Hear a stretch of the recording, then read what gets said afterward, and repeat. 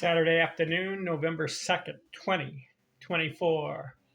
The last season of Ed Delahanty was 1903. He's a Hall of Famer, 346 career batting average, 1,837 games, 2,597 hits, averaging 1.41 hits per game. How did he do in his last season in the big leagues? A disappointment and a tragedy. He's playing for the Washington Senators in the American League. What does he do? He plays 42 games. Why? Because in the middle of that season, he got into a big squabble about contracts. He wanted to play for the New York Giants. John McGraw was fighting with the owner, money, and he was immature. 42 games. That indicates that they start the season in April. Sometime in June, things started going badly. Started getting into fights. He was cursing. And he was on a train. Upstate New York. I guess the team was traveling between cities near Niagara Falls, near Buffalo. So he played 42 games, 156 at bats up to this point before he gets on the train. 22 runs scored, 52 hits. Okay.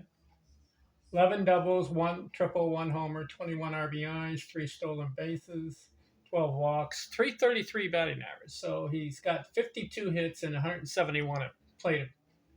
No. 52 hits and 156 at bats. Gives him 333. 388 slugging on base. 436 slugging. 68 total bases. His career is about to end. Why? Because on the train, started drinking too much, became drunk, intoxicated. Too much whiskey, they say.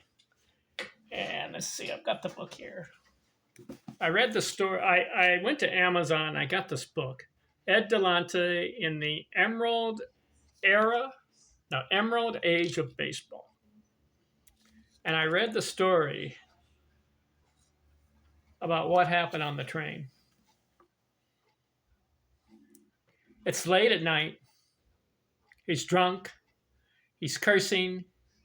He's bewildered, intoxicated, going up and down the hallway on the train, fighting with people. There was a woman in her section of the train, in a car of the train, sleeping. He goes in there, disturbs her, pulls her out of the room, just acting really strange and weird. So the train conductors, about 4 other passengers, see Ed Delahanty in this intoxicated case, cursing, drunk, and they're concerned. And he's going up and down, it's late at night, and eventually the train conductor makes the decision, you're out of here, you're off the train. We can't deal with this. We have customers. So they stop at a certain bridge near upstate New York, somewhere, Buffalo, Niagara Falls area right there. And they kick him off the train. So it's late at night, he's drunk. So there's a lot of theories of what happened, conspiracies. The most plausible thing that happened was that he started walking from this train stop onto a bridge. And I think he was thinking that another section of the town is about 15 minutes away. So he's walking on the bridge late at night, no lights. And there was some kind of inspector or some kind of guard who was also near the bridge that he's walking on. And they had a scuffle. And for some reason, Delahanty, who's drunk, is wrestling with the guy. And the next thing you know, they're on a bridge. And on the other side of the bridge, obviously, below there is the water raging. They say the currents were about 8 miles per hour. Okay, this is late at night and it's dark. After the scuffle with this train inspector who is taking care of the area near the bridge, the account is that the guy who was scuffling with Delahanty got his foot caught in part of the bridge, but he heard a splash as they're scuffling.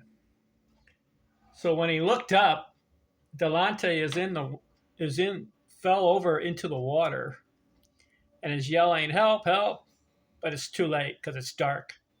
And the current took Delahanty down away.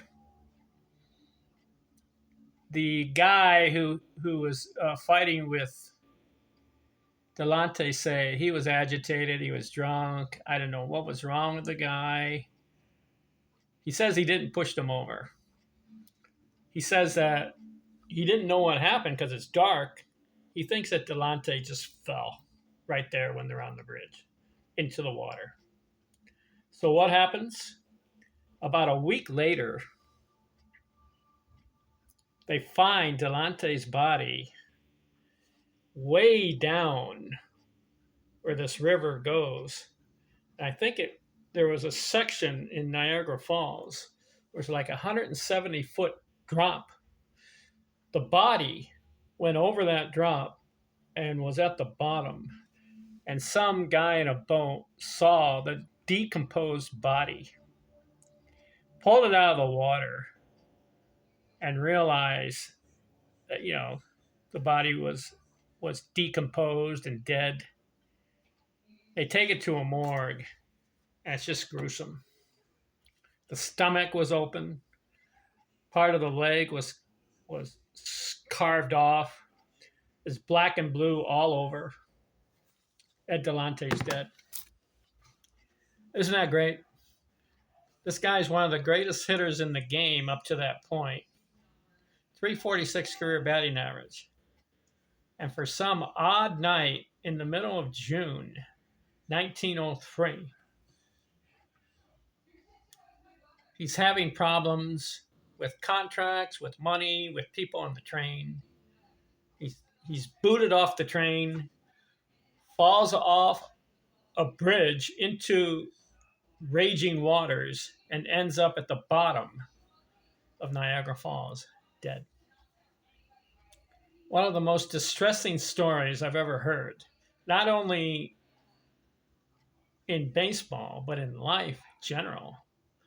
What in the world? You're walking on a track in the middle of the night, drunk, and you fall off and you die?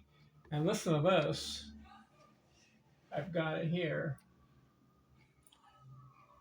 He was only 35 years old.